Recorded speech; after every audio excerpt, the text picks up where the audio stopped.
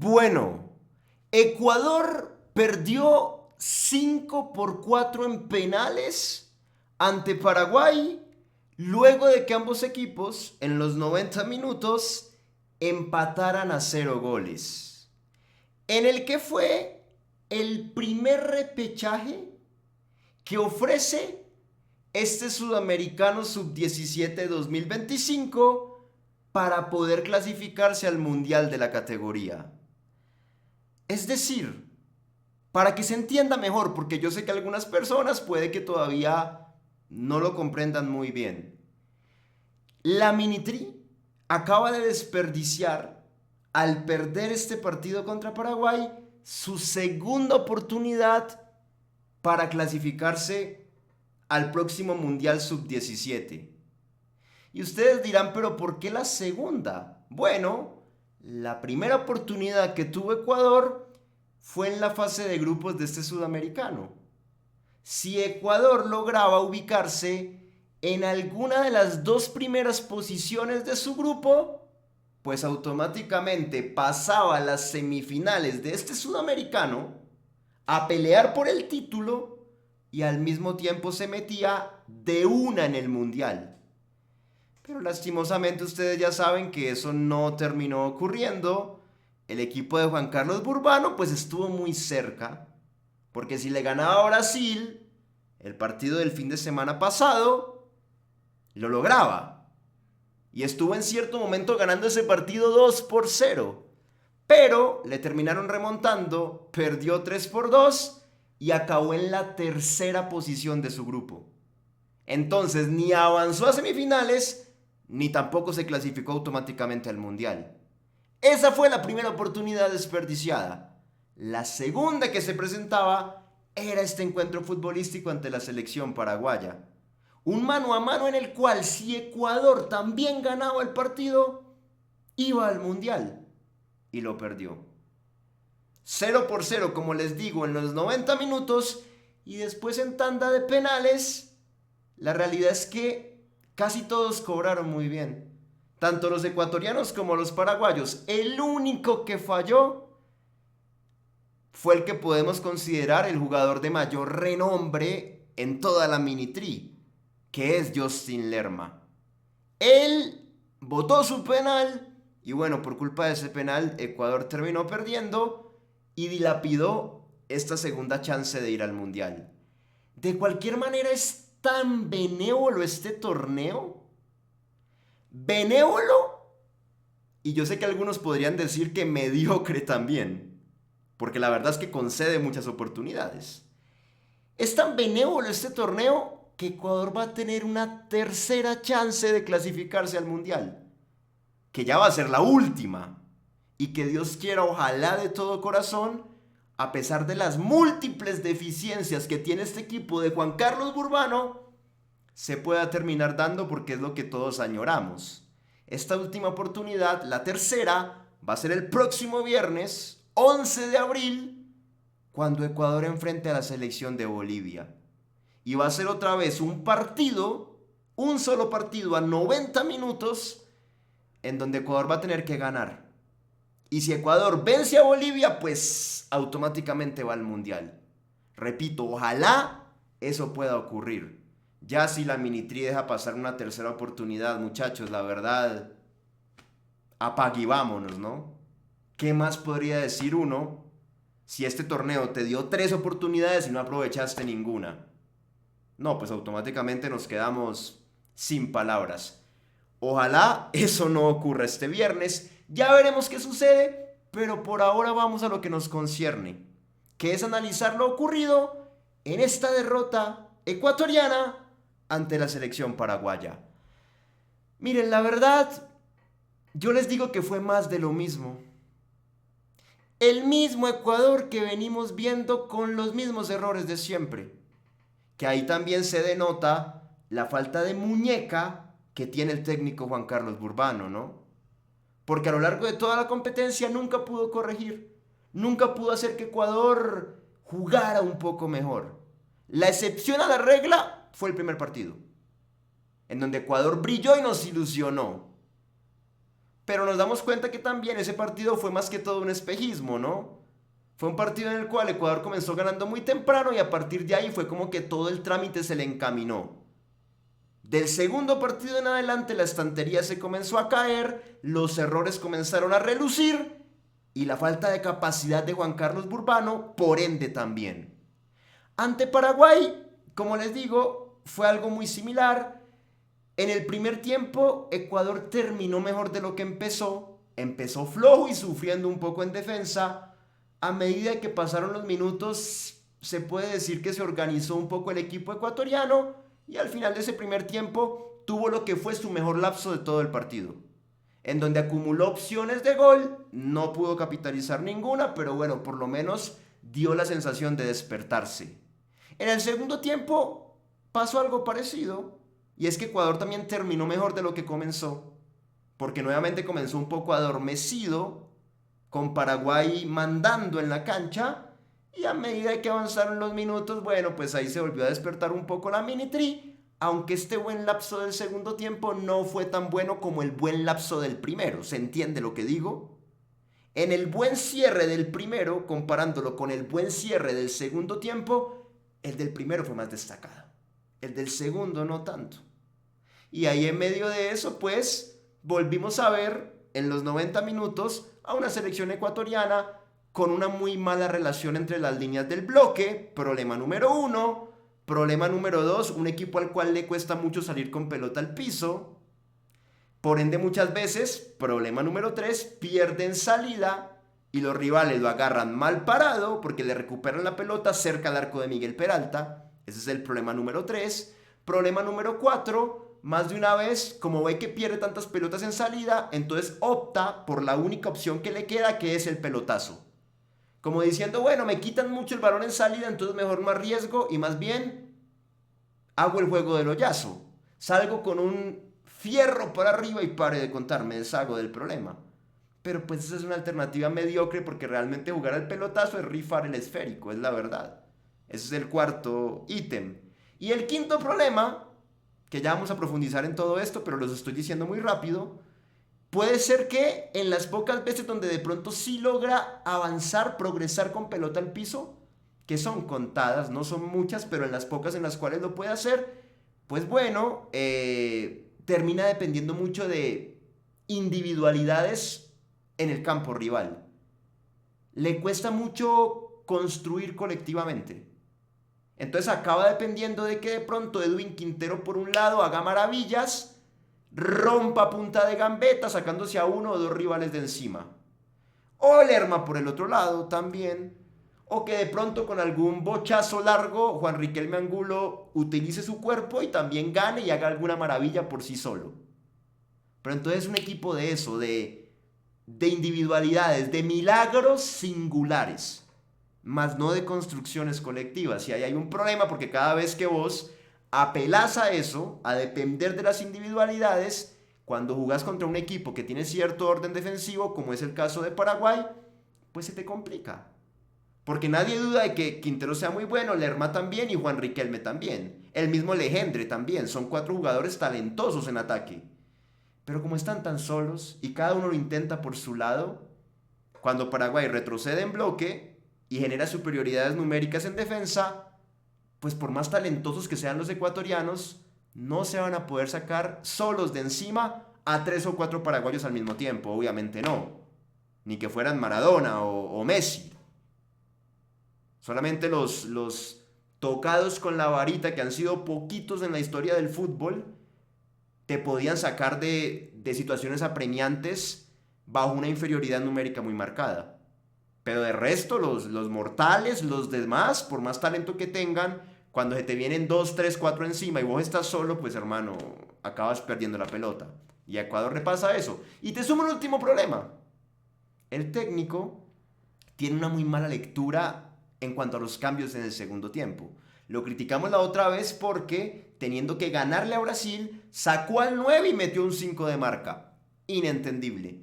Y esta vez no hizo algo tan grosero de esa manera, pero nuevamente hizo algo raro. Y es que el jugador que más lúcido estaba en Ecuador, en ataque, en medio de un partido flojo de Ecuador, hay que decirlo, era Edwin Quintero. Y las chances que Ecuador medio estaba creando de peligro en el segundo tiempo venían de la capacidad disruptiva y de la zurda de Edwin Quintero. Y adivinen qué, lo sacó. Puede que estuviera cansado, yo entiendo, sí, capaz que sí. Pero si era tu mejor jugador en ese momento, el que más activo estaba, ¿cómo lo vas a retirar de la cancha, hermano? Cosas de Juan Carlos Burbano que la verdad nadie entiende. Para profundizar en esto y ya entrar en la faceta final de este video, vamos con el análisis cronológico y ahí voy a aterrizar todos los problemas que comenté. Primer tiempo, bueno, ya de entrada, Ecuador con el tradicional 4-2-3-1, nuevamente con ciertos inventos de Quintero, de Burbano, perdón, que uno nunca sabe, ¿no? Él nunca pudo encontrar un once fijo, no, él siempre fue rotando. Rotando y rotando y rotando en todas las líneas. Este partido no fue la excepción. Entonces, bueno, salió Peralta en el arco. Ese fue el único que se mantuvo siempre, diría yo. Ah, bueno, y de pronto Juan Riquelme arriba creo que fue titular en todos los partidos. Peralta y Juan Riquelme y el resto creo que lo rotó a todos. Cuadrado, Olaya, Ordóñez y Caicedo en el fondo, línea de 4. El doble 5 con Monsori y Bolívar Tobar. Ahí los dos. Entonces 4. Ojo porque esto es importante. 4 atrás, 2 en el medio. Ya van a ver por qué es importante. Más adelante 3, que eran Quintero por derecha, Lerma por izquierda, Legendre por dentro, Elías. Y arriba un solo jugador, Juan Riquelme Angulo. Entonces 4, 2, 3, 1. Perfecto, ¿no? Hasta ahí está claro. Y comienza el primero de los problemas, de los 5 o 6 que cité. De entrada veíamos que Ecuador era un equipo cuya relación entre esas 4 líneas, la de 4, la de 2, la de 3 y la de 1, era muy distante. Por ende el bloque, en vez de ser un bloque compacto con las 4 líneas pegaditas, no era un bloque estirado. Y ustedes saben que en el fútbol moderno es muy difícil competir de esa manera. Estamos en martes y miércoles de Champions League, por ejemplo.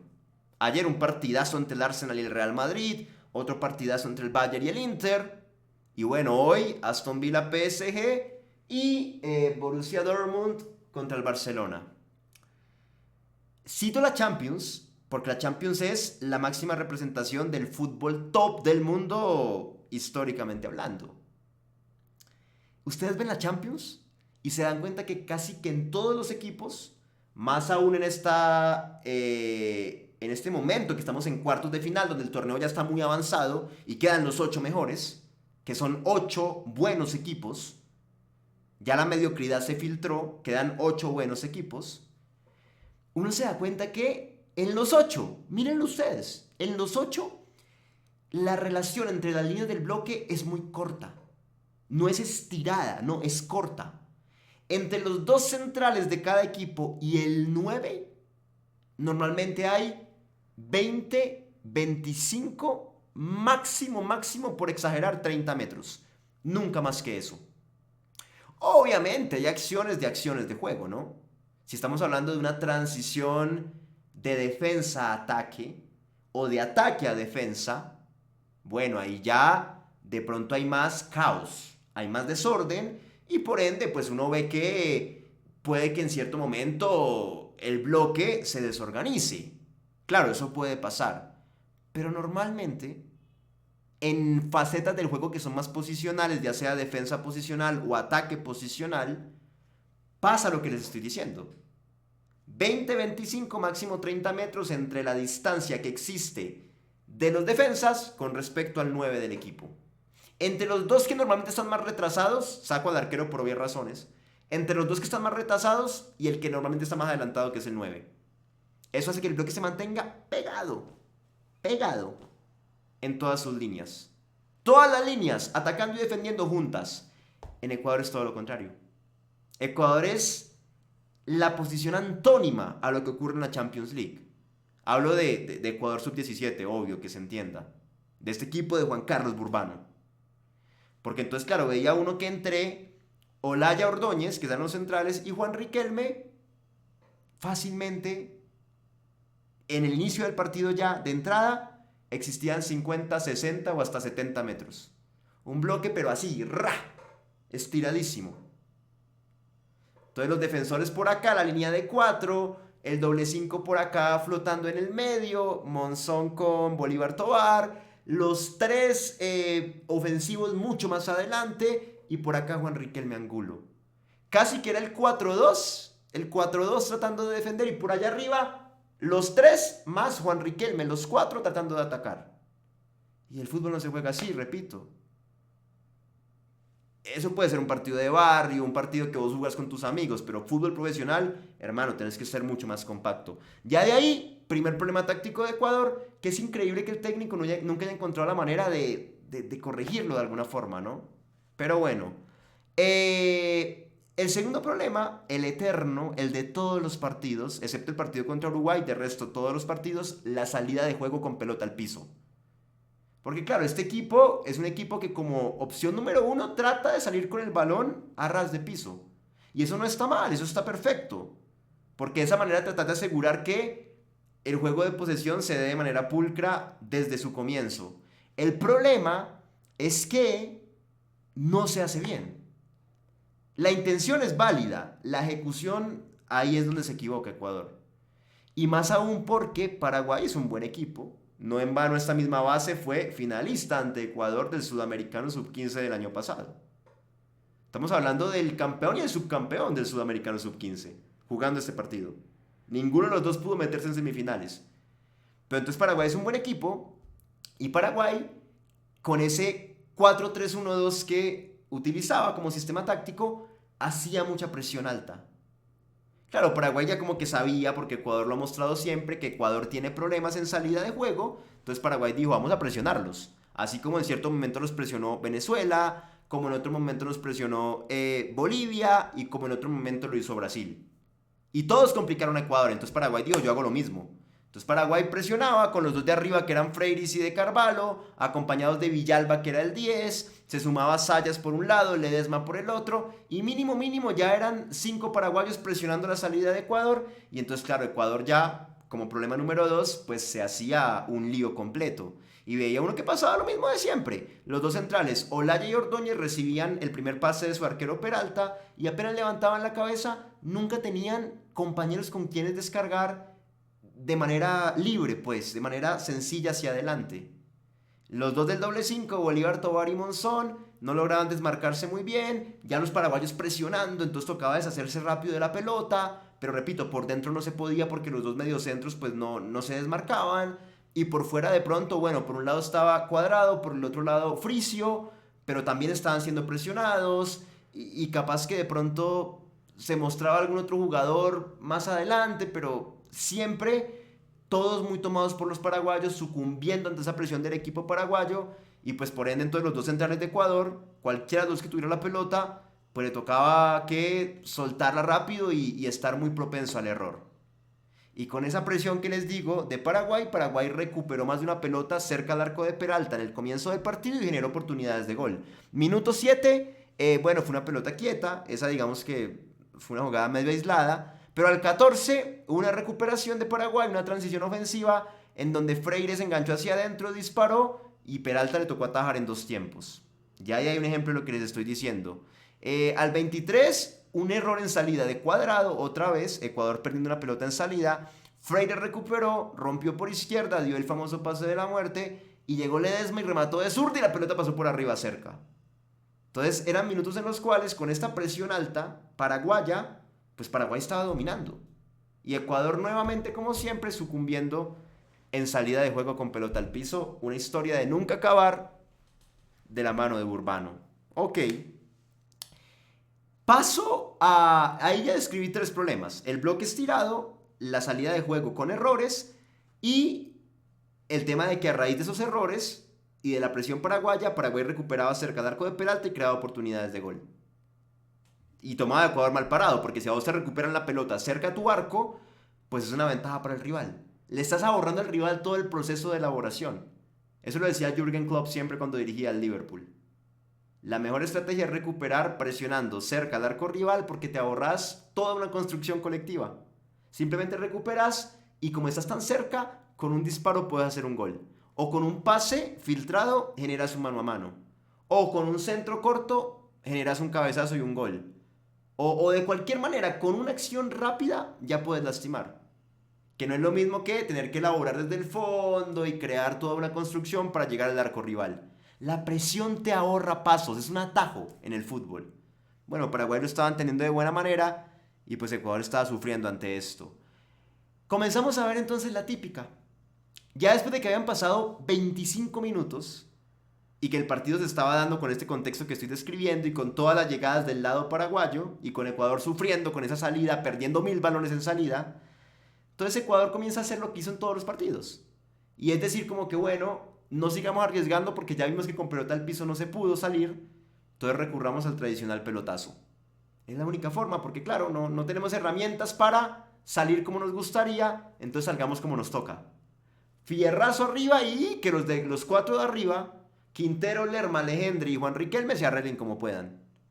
Pero entonces ahí entramos en la nueva crítica de que pues es como una vía muy mediocre porque es básicamente tener un problema, no saber cómo solucionarlo y encontrar una vía de escape que tampoco te garantiza efectividad. Si de pronto en algún pelotazo pasa algo, sí, puede suceder, pero pues la mayoría de veces estás mandando a tus jugadores ofensivos a una guerra que casi siempre van a perder.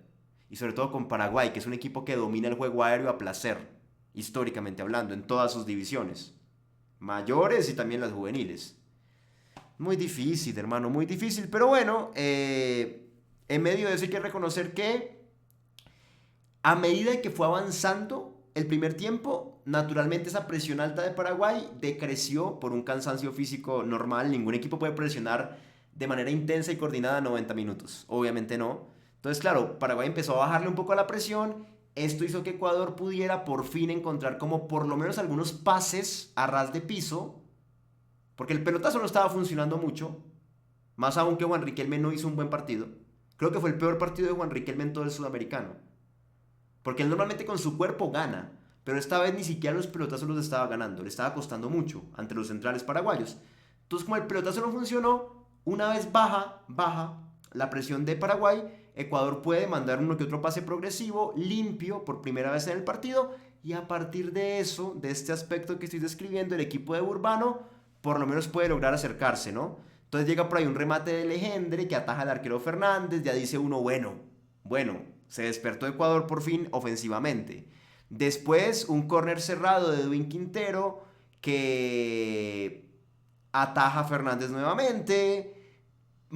Después de eso, un córner de Lerma, Ecuador apelando también a la pelota quieta como método para conseguir algo. Ustedes saben que cuando... La pelota que siempre sirve mucho, ¿no? Es como algo que te destraba partidos.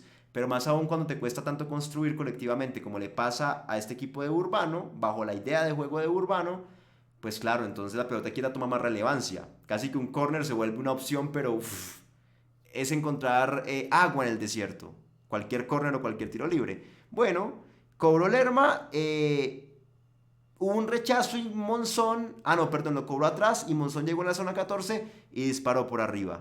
Ok, ya 3 de Ecuador y una cuarta y quinta para cerrar el primer tiempo de la mano de Quintero que filtró un pase 3 dedos muy bueno. Me acuerdo de esa jugada para Legendre, esa fue la más clara creo yo que de todo el primer tiempo para Ecuador, y Legendre quedó mano a mano contra Fernández, pateó duro, que es lo que tenía que hacer, pero Fernández, el arquero paraguayo, achicó bien el espacio y tapó esa pelota. Esa fue muy clara, fue un mano a mano por primera vez a favor de Ecuador en este partido contra el arquero de Paraguay.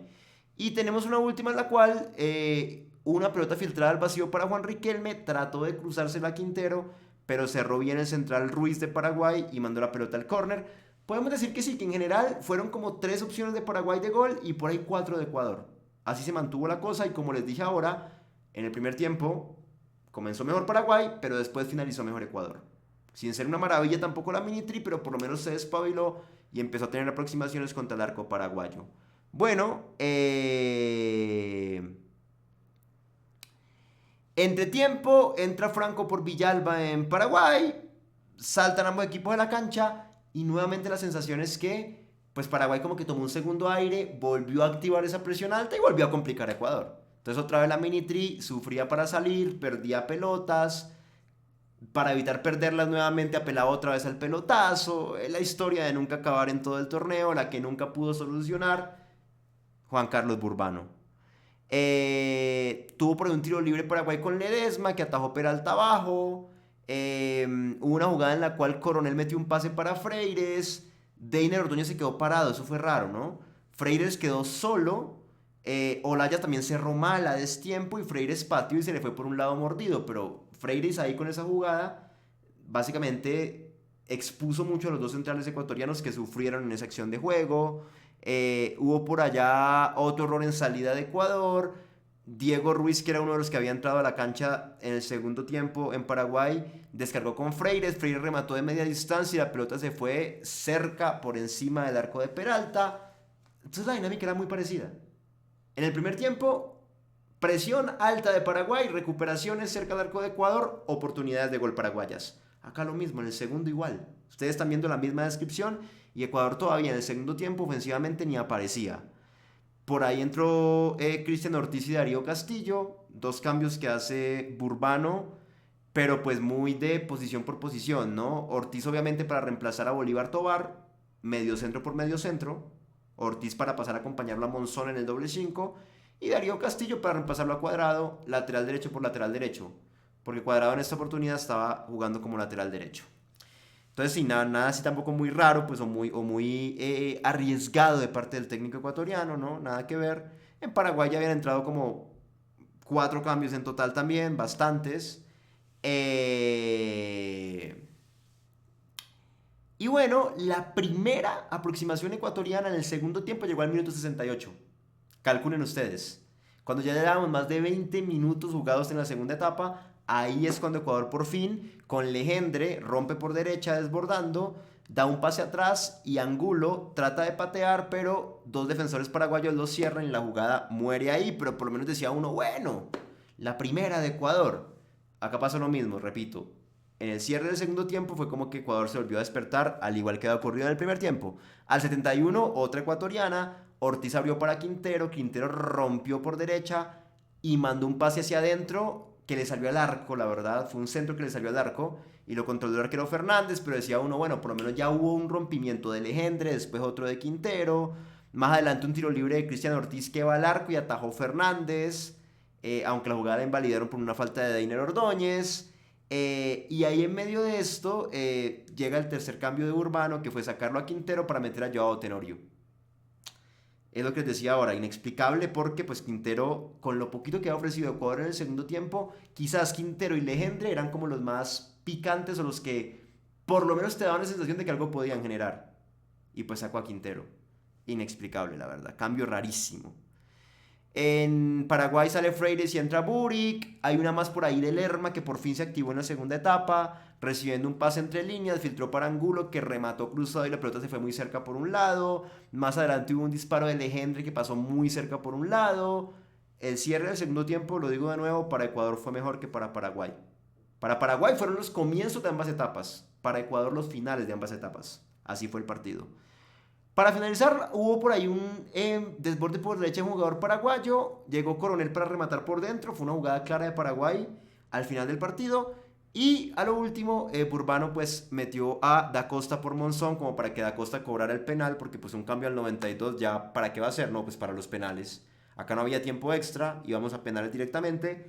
Entonces pues se intuía de esa manera. Y en penales, bueno, lo que les digo, todos estuvieron bien cobrados con excepción del de Lerma. Ortiz entró cobrando para Ecuador, lo metió muy bien. Sayas lo metió para Paraguay. Legendre cobró para Ecuador, lo metió muy bien. Ledesma lo metió muy bien para Paraguay. Íbamos 2-2 empatados. Da Costa, yo ahí tenía miedo porque ustedes saben que hay un axioma del fútbol y es que en penales normalmente el que jugó bien en los 90 minutos va y cobra el penal y normalmente lo erra. Y de igual manera el que metieron a lo último del partido para que fuera pura y exclusivamente a cobrar el penal, también lo erra. Ustedes saben que eso está escrito en la Biblia del fútbol. Entonces tenía miedo yo de que pasara con Da Costa, pero no, Malcom fue y sacó un fierrazo y lo metió. Así que esta vez no se cumplió. Afortunadamente, pues, el jugador que metieron para cobrar entró, cobró y lo cobró bien. Coronel metió también el tercero, el 3-3 para Paraguay. Y ahí llegó el cuarto de Ecuador. Lerma fue a cobrar el arquero Fernández como que lo canchereó un poco. Fue raro porque yo sentí que Fernández no le habló casi ningún jugador ecuatoriano. Esa fue mi sensación, no sé. A Lerma sí por algún motivo en el cuarto penal, a Lerma sí le habló, le dijo algo. No sé si de pronto tenía una pica ya del partido, capaz que sí. Pero bueno, ahí Fernández hizo la gran Dibu Martínez, lo boqueó a Justin Lerma. Y no digo que haya sido por eso, que, o sea, no estoy diciendo que Lerma se haya asustado, pues y que por eso se haya comido el penal. No, uno nunca sabe, de pronto no le decía nada al arquero y también Lerma lo botaba. O capaz que sí le decía algo y en otra ocasión Lerma lo metía también. No sé, es muy relativo. Bueno, de hecho Lerma metió un penal contra Brasil, sin ir más lejos. Pero pues esta vez fue a cobrarlo y pateó por arriba y lo erró. Y ese fue el penal que condenó a Ecuador en este partido. Porque Burrick después sí lo hizo. Ahí ya Paraguay se fue arriba en la ventaja en los penales. Fricio cobró el último de Ecuador, lo hizo. Y llegamos al último que fue el de Coronel, que tenía que errarlo para que la tanda continuara ya en el 1 contra 1, en el penal número 6.